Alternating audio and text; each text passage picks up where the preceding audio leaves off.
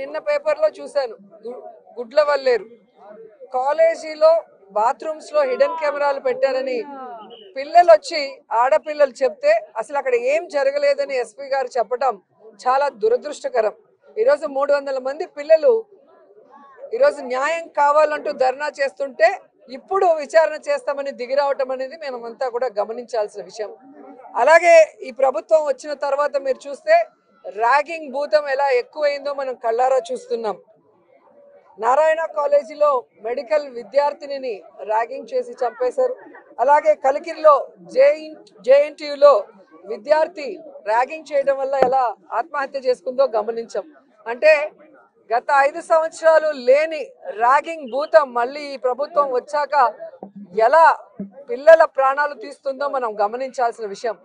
నేను ఈ ప్రభుత్వానికి ఒకటే చెప్పగలను, రెడ్ బుక్ రాజ్యాంగం మీద పెట్టిన దృష్టి ఇంట్రెస్ట్ పక్కన పెట్టి ఆడపిల్లకి రక్షణ కల్పించడంలో, గౌరవాన్ని కల్పించడంలో మీరు ముందుండాలని కూడా వాళ్ళని కోరుకుంటున్నాను. ఈరోజు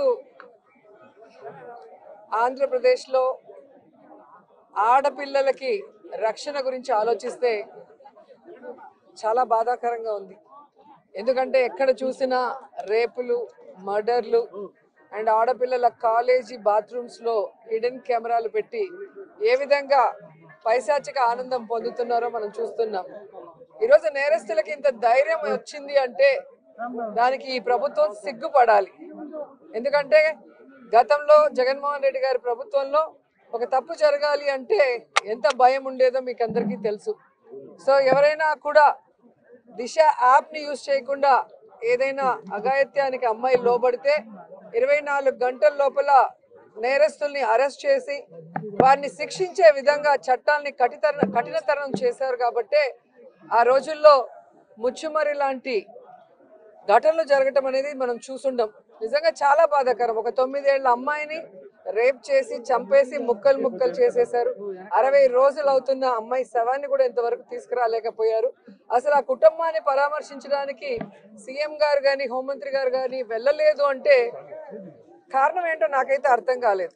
ఎందుకంటే మదనపల్లిలో ఫైల్స్ దగ్ధమయ్యాయి అనగానే డీజీపీ గారిని స్పెషల్ ఫ్లైట్లో పంపించిన వాళ్ళు ఎందుకు ముచ్చుమరికి స్పెషల్ ఫ్లైట్లో డీజీపీ గారిని కానీ లేదా సంబంధిత మంత్రి గారిని ఎందుకు పంపించలేదు నాకు అర్థం కాలేదు.